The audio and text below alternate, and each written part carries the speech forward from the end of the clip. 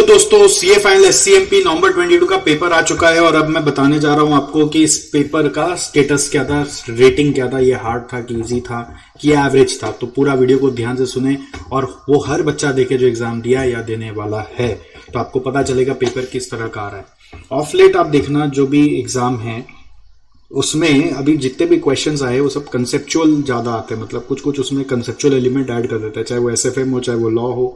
मतलब आप पूरा एकदम रट रटा के आंसर्स नहीं लिख सकते या प्रैक्टिस किया वो एग्जैक्ट सेम क्वेश्चंस आप नहीं देख सकते। However keeping that scenario in mind, उसके कंपैरिजन में अगर आपने पूरा का पूरा कॉस्टिंग जैसा मैंने आपको पढ़ाया है, जितना रिसोर्सेज आपको दिया है, जितना यूट्यूब पे कंटेंट आपको दिया है, वो पूरा का पूरा अगर आप फॉलो किए हैं रिलीजियसली, तो आई एम श्योर कि पेपर आपका बहुत अच्छा गया होगा। क्योंकि नॉर्मली मैं बोलता हूं एग्जाम में 60% to 70% आप रिपीट एक्सपेक्ट कर सकते हैं, बट इस पेपर में उससे भी ज्यादा रिपीट हुआ है, प्रोवाइडेड आपने पूरा सारा जो इंस्टीट्यूट का क्वेश्चन बैंक होता है, जैसे ऐसे मैट, जैसे आरटीपी, जैसे एमटीपी, जैसे पास पेपर, वो सबको फॉलो किया है। तो अभी क्या है ना बच्चे, देखिए आप लोग है ना ज्यादा विश्वास करते कई बार मेंटरिंग में फ्रॉम टेलीग्राम पीपल। तो टेलीग्राम में मैंने कहीं पढ़ा कि कोई स्टूडेंट ने कुछ लिखा हुआ था कि भाई एससीएमपी में ना बस अब खाली इंस्टीट्यूट मैट पढ़ लो, क्वेश्चन वोश्चन कुछ मत देखना और तुम्हारा हो जाएगा, बाकी इंस्टीट्यूट मैट में जो क्वेश्चन है वही देख लो तो बहुत है, केस स्टडी डाइजेस्ट वगैरह देखने का दरकार नहीं है। The point is case study digest वगैरह या आरटीपी वगैरह अगर आप नहीं देखेंगे ना, तो उसमें जो जो नए नए क्वेश्चन हैं वो खाली कंसेप्ट पढ़ के हो ही नहीं सकता, आपका स्ट्रक्चरिंग ही नहीं बनेगा, क्योंकि आपके माइंड में आएगा ही नहीं कि कैसा कैसा पेपर आना चाहिए। नॉर्मली क्या होता है कि आपका एग्जाम में जो केस स्टडी डाइजेस्ट था अभी तक वो बहुत ज्यादा रेलिवेंट नहीं था, बट ये पेपर में केस स्टडी डाइजेस्ट भर दिया है। ठीक है, तो मैं आपको दिखा दे रहा हूं। जैसे फर्स्ट क्वेश्चन आपका मैं प्रूफ के साथ भी आपको दिखा दूंगा कि ये जो क्वेश्चन है ये हम लोग similar question already budget chapter में करते हैं और वो फ्लाइट के एंगल से था, बस उसी को घुमा के होटल के एंगल से बना दिया है। और उसमें भी ये 4 क्वेश्चन थे जो बजट चैप्टर में हम लोग के थे। देखो 1 2 3 4 क्वेश्चन, यही वाला सेम क्वेश्चन जो हमारे क्लास में भी हुआ है। और अगर आप रेफरेंस देखोगे तो हमारे क्लास के मटेरियल में ना हम लोग लिख रखते हैं आरटीपी में 19। तो बेसिकली ये क्वेश्चन आरटीपी में 19 से आ गया और जो क्लास में भी कराया हुआ होता है। और आप सिलेक्टिव स्टडी करोगे तो फंस जाओगे। हो सकता है ये इंस्टीट्यूट मैट में भी रिसेंट में है कि नहीं ये मैंने नहीं देखा, बट हमारे मैट में ये मुझे यहाँ पे मिल गया। तो ये थर्ड पार्ट में बच्चे नॉर्मली जो नहीं पढ़े होते हैं वो गड़बड़ा देते हैं। इसमें फीड फॉरवर्ड के बारे में लिखना है, सिंस ये 5 मार्क का है तो आपको थोड़ा सा और एक्सप्लेन भी करना है फीड फॉरवर्ड को इंप्लीमेंट कैसे करेंगे। और सिमिलरली यहाँ पे कंट्रोल रिपोर्टिंग मैकेनिज्म में टाइमली करेक्शन के फीडबैक के बारे में लिखना, और अगेन फीडबैक का गाइडलाइंस के बारे में भी लिखना है, क्योंकि यहाँ पे मार्क्स थोड़ा सा ज्यादा है। यहाँ पे जैसे identify the strategy adopted by Rejuve hotel बोल रहा है फॉर द प्रपोज प्रोजेक्ट, तो इसमें क्लियर है कि डिफरेंशिएशन स्ट्रेटेजी फॉलो करना है, बट उसका एविडेंस के साथ आपको फैक्ट्स के साथ क्वेश्चन से निकाल के लाके आंसर में लिखना है, क्योंकि सिर्फ खाली आइडेंटिफाई का 1 मार्क नहीं, यहाँ पे 4 मार्क है। तो इस तरह का ऑलरेडी आंसर्स यहाँ पे दिया हुआ आप देखिए, हम लोग क्लास में आपको कराए भी थे और सब में किस तरह से लिखना है, उसका निमोनिक्स वगैरह स्ट्रक्चर वगैरह भी ऑलरेडी आपको दे दिए गए। तो अगर आपने सब चीज को पढ़ा है, लास्ट मोमेंट में भी एक बार गो थ्रू किया है जैसे आपको बताया गया, तो आपको कॉन्फिडेंस आया होगा। फिर ये वाला जो क्वेश्चन है देखो 2A क्वेश्चन, रेलेवेंट कॉस्टिंग का एक क्वेश्चन आपको कराया था क्लास में प्रिस्टीन बोलकर। तो ये भी मैं आपको दिखा सकता हूँ कि डिसीजन मेकिंग में यदि मैं जाता हूँ, देखो ये डिसीजन मेकिंग में मैं गया, रेलेवेंट कॉस्टिंग प्रिस्टीन मेकर्स करके क्वेश्चन है, क्वेश्चन नंबर 1 2 3 क्लास में पूरा एकदम प्रॉपर से लिखा के आपको पूरा कराया गया है।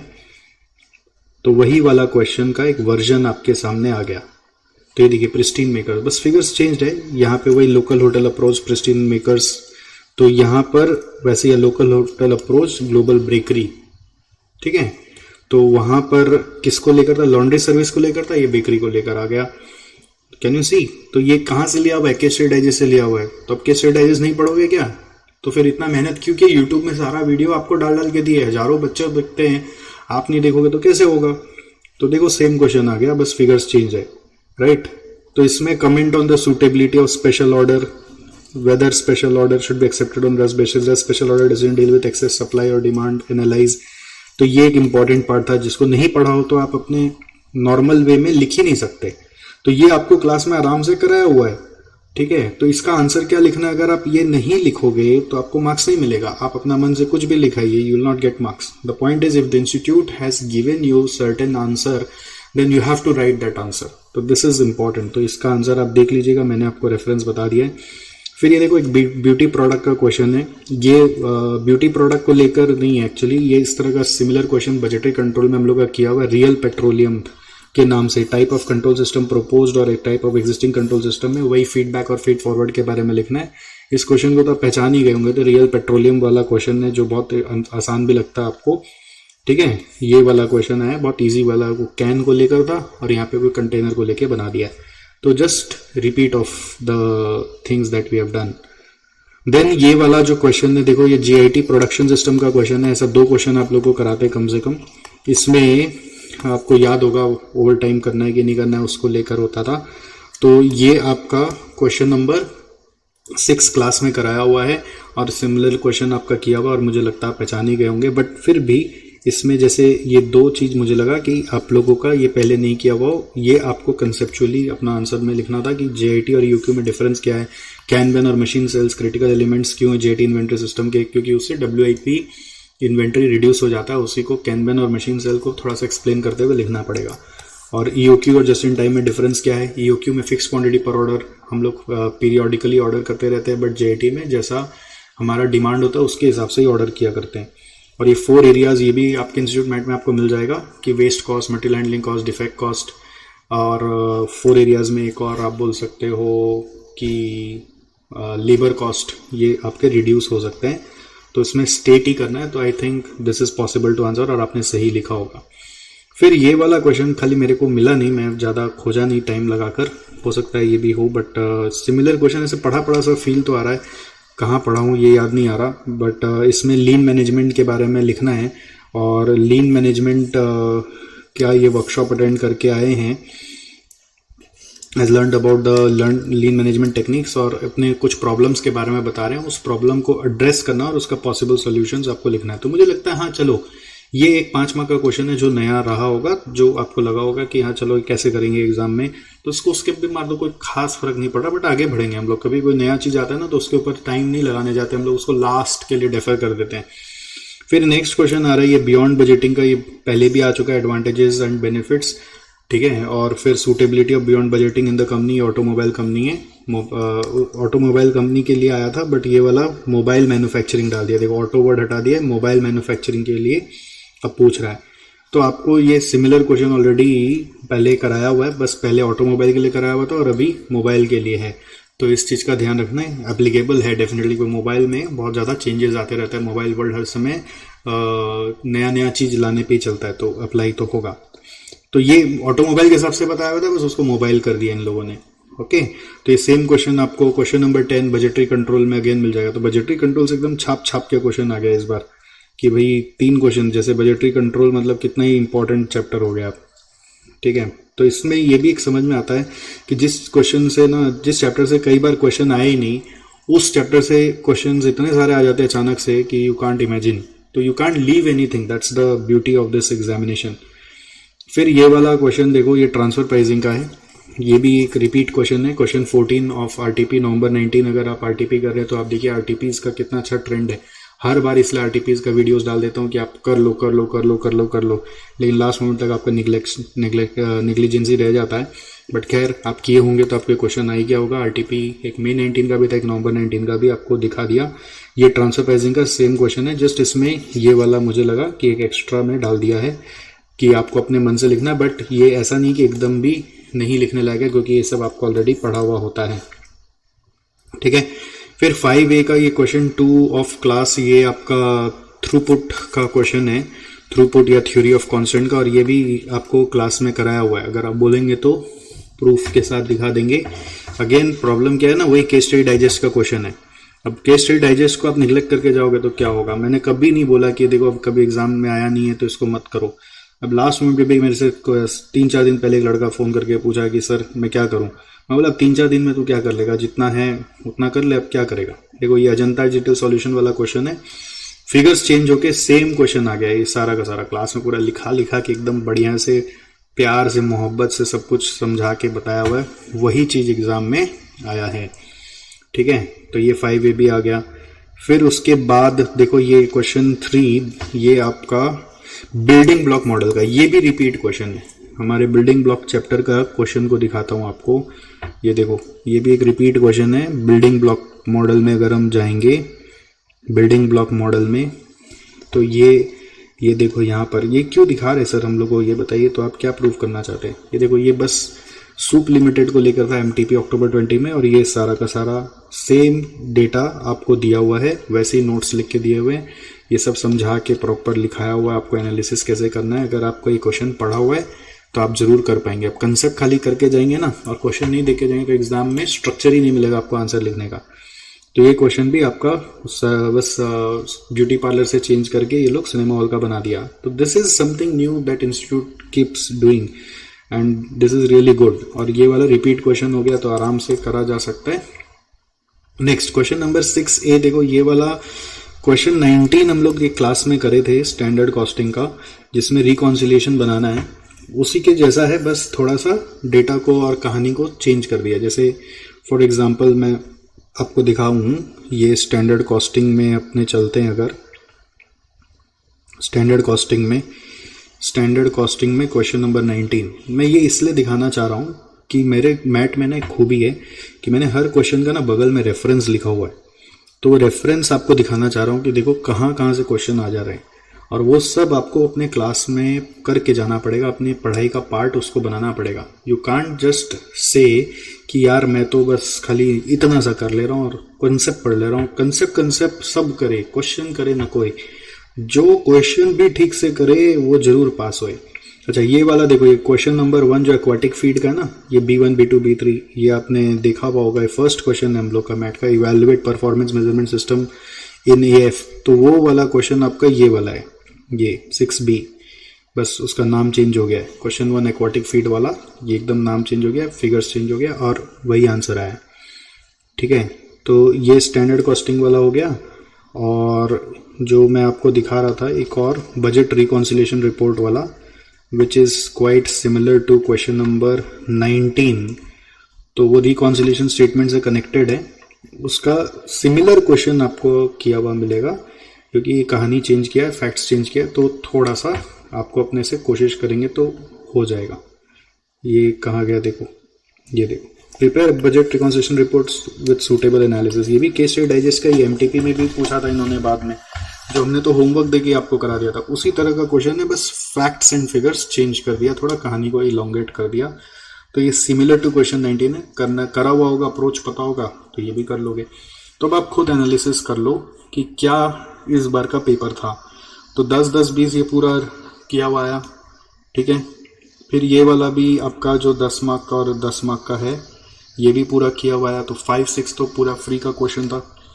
और यहाँ पे हम बोल सकते हैं कि चलो आपको थ्योरी लिखने में गड़बड़ हो सकता है, बट प्रैक्टिकल तो आप ये दोनों आराम से कर सकते थे।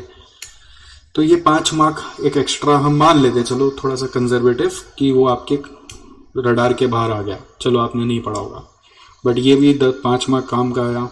तो ये 5 मार्क मुझे लगता है एक एक्स्ट्रा क्वेश्चन है जो अलग सा है और लंबा भी है, करने में थोड़ा घबराहट होगा। तो बच्चे ऑप्शन में क्वेश्चन 4 निकाल देंगे। स्टैंडर्ड कॉस्टिंग और ठीक से प्रैक्टिस करके गए तो स्टैंडर्ड कॉस्टिंग वाला तो बहुत आसान लगेगा, स्ट्रेट फॉरवर्ड लगेगा। ठीक है, बट ये JIT में भी आप बोल सकते हैं ये 3 और 2 5 मार्क का जो कमेंट लिखने का आया, वो आप सोचने का बात था कि अपने मन से लिखना था, चलो ठीक है। तो उस तरह से वो भी करने का था। 5 मार्क 10 और 5 15 मार्क हटा देते, चलो। और फिर ये रिपीट इक्वेशन है, और यहाँ पर ये भी आपका रिपीट इक्वेशन है पूरा, और ये भी पूरा रिपीट इक्वेशन है। तो भाई 10 मार्क का खाली ऐसा आया जो क्वेश्चन के अंदर घुस के कुछ नया क्रिएट करने की कोशिश करे, और उसमें से 5 मार्क का ऐसा है जो आपको शायद क्वेश्चन 4 अटेम्प्ट नहीं करने दिया होगा। बट ओवरऑल अब आप ही जज करके बता दीजिए आपको क्या लगा पेपर। मैं आपका कमेंट सुनूंगा, क्योंकि मैं कुछ भी बोलता सही नहीं लगूंगा, क्योंकि हो सकता है बच्चे का फ्रेम ऑफ माइंड और स्ट्रेस लेवल ये बहुत डिटरमाइन करता है कि पेपर क्या था, कैसा गया। अब जो भी था आपका कैसा गया वो बहुत इंपॉर्टेंट है। मैं हमेशा क्या बोलता हूँ इसलिए बच्चों को कि आप एग्जाम के पहले 3 घंटा का 4 मॉक टेस्ट कम से कम दिया करो बैठ के। अब आप बोलते हो उसका टाइम नहीं मिलता, वो अलग बात है, बट वो देने से ना बुद्धि खुल जाता है, हाथ खुल जाता है। अगर वो मॉक टेस्ट में कोई रिपीट क्वेश्चंस भी है तो भी वो मॉक टेस्ट देने से आपको समझ में आएगा वो 3 घंटा का फ्रेमवर्क में स्ट्रेस और टाइम मैनेजमेंट, हाथ का दर्द, हाथ का स्पीड आपके अंदर आ रहा है कि नहीं आ रहा है। So those of you who followed the instructions, who followed the mentoring, उनको बहुत फायदा हुआ। एक खाली आपसे दरख्वास्त है कि आप लोग अपने एग्जाम के लिए ना सही मेंटर को चूज करके फॉलो करा करो। ये एग्जाम आपकी जिंदगी का और आपके परिवार का बहुत ही महत्वपूर्ण एग्जाम है। प्रॉब्लम क्या है, मैं क्या देखता हूँ, मैं जस्ट आपको अपना ऑनेस्ट एक सजेशन दे रहा हूँ कि आप लोग है ना टेलीग्राम में बहुत ज्यादा मेंटरिंग एक दूसरे का करते हो। जो भी क्या होता है ना, कोई भी बच्चा कोई एक पर्टिकुलर अप्रोच लगा के पास हो गया तो वो सोच लेता है यही तरीका सही है, और फिर वो उसी बात को कई बार इतना ज्यादा पुश कर रहा होता है हर जगह टेलीग्राम में कि मैं तो ये कहता पास हो जाएगा, और वो इस तरह से सेंटेंस बना के बोल रहा होता है कि आपको लगता है आप जो कर रहे थे सब गलत हो रहा है, वो जो बोल रहा है वो सही है। अब किसी को मैंने देखा कि कोई टेलीग्राम ग्रुप में ये लिख रहा है कि अरे ये सब इतना कुछ करने का दरकार नहीं है, खाली कंसेप्ट देख लो ऐसे मैथ में और क्वेश्चंस देख लो, हो जाएगा, एससीएमपी हो जाएगा। अब उस समय जो पेपर आया था, जब उसने एग्जाम दिया था तब उसका हो गया था, बट हर पेपर इक्वल नहीं होता ना। अब आप लोग खाली कंसेप्ट देखोगे तो कैसे होगा। तो मेरा सजेशन हमेशा क्या रहता है, आप क्वेश्चंस को ज्यादा देखो तो क्या होता है, क्वेश्चन में कंसेप्ट अपने आप हो जाता है, plus question gives you structure of the answer, plus question sometimes teaches you some new things which are never there in the concept। तो ज्यादा से ज्यादा क्वेश्चन देखना चाहिए, ये बहुत इंपॉर्टेंट है। ऐसा नहीं कि सिर्फ कंसेप्ट को लास्ट में रखना चाहिए कि एक बार हम लास्ट में गो थ्रू कर लेंगे, बट क्वेश्चन से जितना आप पढ़ाई करोगे उतना ज्यादा आपको हेल्प होगा। और ये सजेशन अगर आप मेरा वीडियो देख रहे हो और अभी आपका एग्जाम बाकी है तो आप मेरे आने वाले एग्जाम्स में भी इंप्लीमेंट करिएगा, आपका एग्जाम बहुत अच्छा जाएगा, स्पेशली डीटी में, आईडीटी में। Focus more on questions, do as many questions you can. तो क्वेश्चंस के बहाने आप देखिए कंसेप्ट अपने आप हो जाए। कंसेप्ट में घुस जाता, क्वेश्चन करते हो ना, एग्जाम में आता है क्वेश्चन और कंसेप्ट कौन सा अप्लाई करना समझ नहीं आता। तो ये मिस्टेक बहुत सारे एससीएमपी में भी बच्चे किए होंगे, बट जिन्होंने रिलीजियसली फॉलो किया कि मॉक टेस्ट दिया, सारा चीज पढ़ा, उनका एग्जाम मेरे हिसाब से अच्छा ही गया होगा। और बाकी तो देखो 3 घंटा का प्रेशर, और बाकी वो हाथ चला कि नहीं चला, माहौल में क्या था, I don't know. It's not just that your performance is decided just by your preparation, it's so many factors. तो जो भी हुआ आपके साथ, अब जैसा भी हुआ आप मुझे कमेंट में बताइएगा, और आपने क्या किया, क्या डिफिकल्टी फेस की, कैसा हुआ, आप मुझे कमेंट में ज़रूर बताइएगा, क्योंकि आपके कमेंट्स पढ़कर ही हमें और आइडियाज़ लगता है कि अब आने वाले समय में और बेटर क्या करना है और कैसे करना है, और फ्यूचर स्टूडेंट्स को कैसे एडवाइस करना है। तो आप अपना व्यू पॉइंट ज़रूर शेयर करिएगा, ठीक है।